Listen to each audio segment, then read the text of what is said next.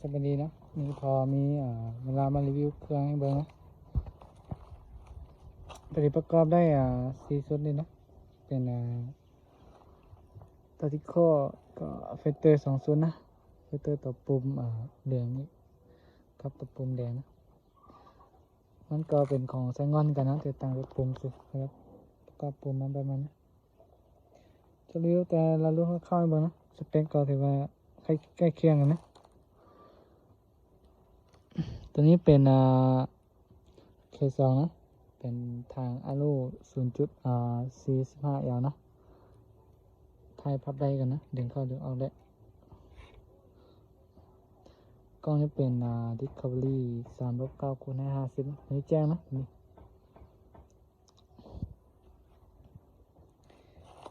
แล้วก็สเปคราวนะ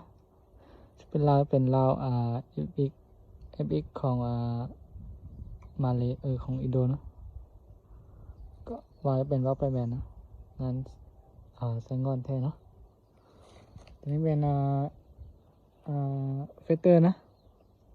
ฟักต่อตอนจะใส่เป็นถังคาร์บอนกับกล้องกล้องบิสเอนะกล้องบิสเองามนะฟักต่อพับไทยได้กันนะทีนี้มันตัววัดอ่านหนังสือนะลายเป็นราวทีเคนะ12 เกี่ยวยาว50 เซนกล้องบิสเอนะเฟเตอร์ถือว่างามสุดนะไม่ได้ไปนะถือว่าผิดหวังนะวันที่ผลิตนะโอเคสุดนะถังนี้เป็นตัวมันจะมี2แบบนะถังตัวเป็นหนังสือภาษาอังกฤษนะตัวเป็นหนังสือจีนนะตัวนี้เนี่ยพวกเป็นอย่างตัวนี้จะหนักกว่าตัวนี้นะตัวนี้จะเบากว่าแต่ตัวนี้จะหนักกว่าแต่เป็นถังคาร์บอนกันนะแต่ตัวเป็นภาษาอังกฤษเนี่ยมันจะหนักกว่านิดนึงตัวนี้เบาสุดแล้วนะก็ตัวนี้เป็นรุ่นของตาติโก้นะกล้องบิสเอกันตัวนี้เป็นถังคาร์บอนก็เราจะเป็นเราFX นี่กันนะ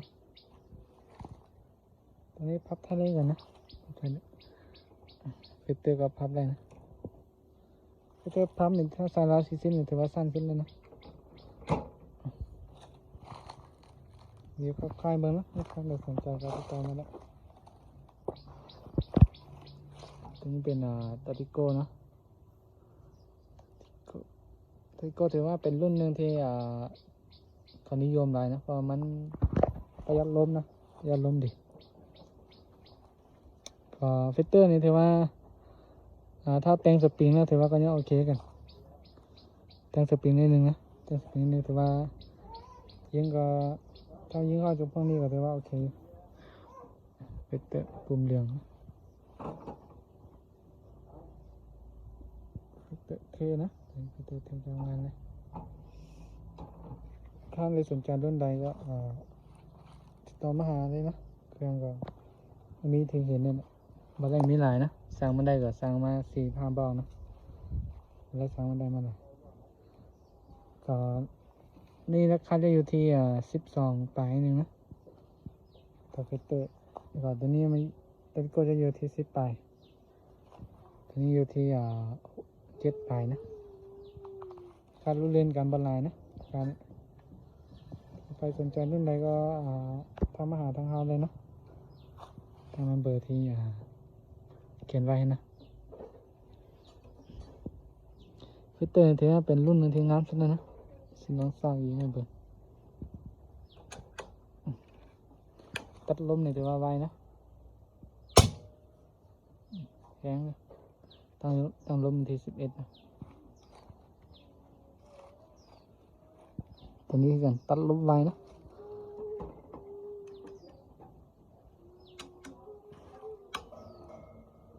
ตัวนี้อยู่ที่ตัวนี้ตัดซ้ายเนี่ยตัวนี้ไวสุดละประมาณนี้นะถ้าใครสนใจก็ติดต่อมาหาทางเราได้ กล้องก็มีหลายแบบนะมีตัวทึกกระโถกแพง